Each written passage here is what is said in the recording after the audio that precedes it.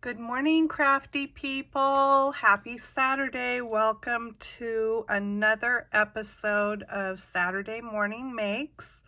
Saturday Morning Makes was created by Jill Norwood here on YouTube, and I will post the link to her channel below, so be sure to check that out and show her some love. And all of us that are joining in would love it if you would join in as well. All you have to do is hashtag your video with hashtag SatMornMakes, and then it goes into almost like a channel of its own. Not really, but when you search that hashtag, then it will come up and you'll see like a hashtag mark and it'll say Satmorn Makes. And when you click on that, then you will see all the videos in one place of people that are participating. So it's really fun. I sort of looked at it as a challenge because it gets me in my stamp room using stuff. I decided that this Saturday Morning Makes is going to be my thing for using stuff in my stash. I'm a Stampin' Up! Demonstrator, so most of my videos are focused on Stampin' Up! Product, but I have a room full of other product that I love, and I like to create with that as well. And I like to share, show you what I'm creating with my other stuff as well. So that is my focus of my Saturday Morning Makes. So I have had a blast this morning. I only created one card this morning, but that one card took me a couple of hours, and I had so much fun making it. So I'm going to show you first the products that I used. The star of the show is this stamp set from Unity Stamps, and it's this adorable, it's called Poised and Pretty Vintage Paper Doll. And so it's the paper doll, and she's wearing a little, I'm not sure what that is supposed to be, because I can't imagine them wearing dresses like that back in the day. So I took it as a slip, but the neckline, I don't know, it could be a nightgown, I'm not sure. And then she's got these two dresses and a hat, and they're large stamps. So I decided to make a slimline card because the stamps are so big. And yeah, so that is the stamp set that I used. And then I used all these paper pads. This one is Craftsmith, and the paper pad is called Ooh La La, and it's got all kinds of fun prints in it. It's single-sided paper, but you get multiple sheets of each one. It looks like at least you get 2 sheets of each design. So that is that one, and again, that was by Craftsmith, Ooh La La.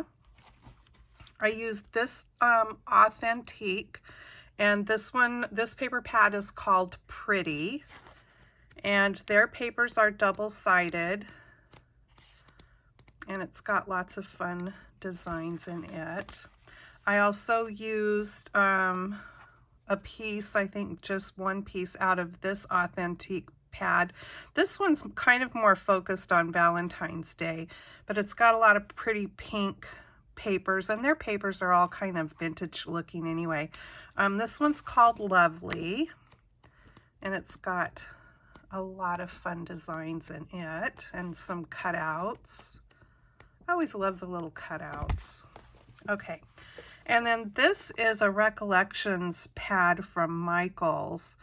I'm not sure if you can still get it. I don't know, but it's called Fashionably Chic, and it's got a gazillion pieces of paper in it, but these papers are very lightweight. They are more like a text weight paper.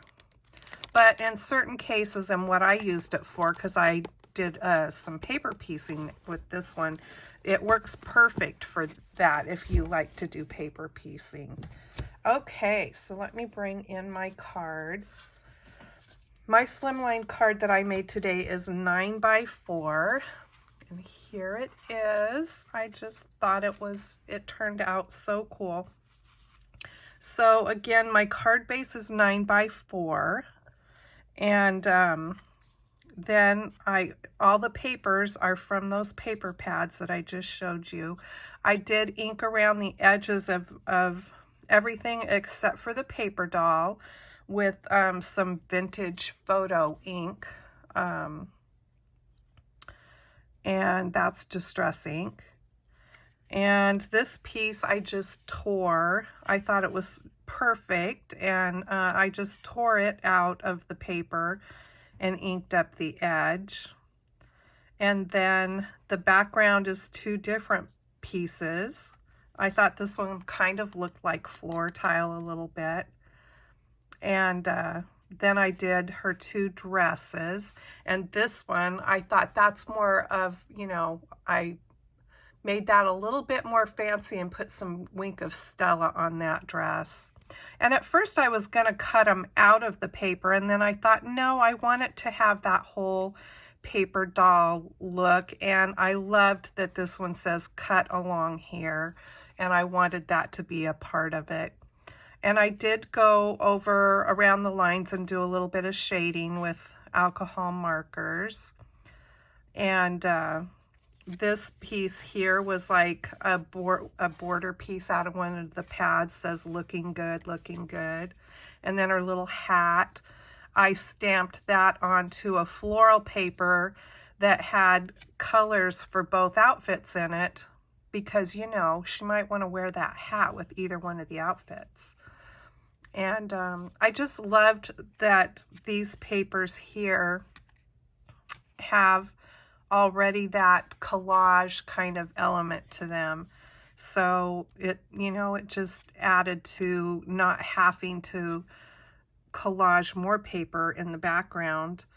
And then as I was making it, I remembered I had these adorable hanger paper clips. I'm pretty sure those, I could be wrong because they're out of the package. They're just in my little container with various different paper clips. But I'm thinking that it's a Tim Holtz embellishment. I'm not positive. But so everything I laid flat except for the paper doll, and I popped her up. I stamped her onto, I have some old paper here in my stash. It was actually close to my heart, that had a lot of good different skin tone colors in it. And so I stamped her directly onto that, and then I did some shading around her with my alcohol markers, and then I paper pieced her dress. I kind of wanted to pull the mint green that was in the backgrounds of these papers out a little bit. And so I stamped, I stamped her first, and then I stamped her a second time onto that paper and just cut out her little dress or slip or whatever that's supposed to be. Paper piecing's fun. If you haven't ever done it, give it a try. And then I just glued that on her. I fussy cut her out. I did the inside of her arm there and the inside of this area with an X-Acto, and then I cut the rest of her out with my little small scissors. And yeah, I had so much fun. And you know, as I was making her and putting this all together, it just made me think about when I was a kid, and I loved paper dolls. And a lot of times I would ask my mom or my grandma, if I was over at her house, you know, if I could cut paper dolls out of their catalogs, because back then when I was a kid, we got the store catalogs. There was J.C. Penney, Montgomery Ward, Spiegel's. Spiegel's was a big flat catalog and far more expensive than their stuff was, far more expensive than J.C. Penney or Montgomery Ward's. They were fancier. And so I would find people in the catalog to cut out, and then, you know, I'd make their whole family and cut out clothes and different things out of the catalogs. So that was always fun. So yeah, doing this made me think of that. So inside then this is all like already cut strips, and that's also where I got this strip from, was one of the papers that had these border pieces on, really. So at first I was just going to cut up to the gold line on here, and then I thought, oh, look at the bobby pins, those are so cute. And then the eyelashes, I thought, no, I got to go all the way up because it still leaves a lot of room here for a greeting. And I was going to put a greeting in, but then I just decided I would wait because I'm not sure if I will want this to be a birthday card or, you know, what I'm going to want it for. So I decided to wait. I put the little lipstick strip up there. I thought that was cute, and I liked the touches of gold there that kind of goes along with the gold writing that is in that one. But I do have some cute, I have this stamp set, which is a Stampin' Up! One, and it's got some really cute sayings in it, I think, that would go fun with this card, like be as bold as your lipstick, hello fabulous. You could stamp that and then maybe a happy birthday underneath. I probably wouldn't do life is short by the shoes, but you could put that in there and then stamp a couple of the high heels and make a pair of shoes together with it there. That would be cute.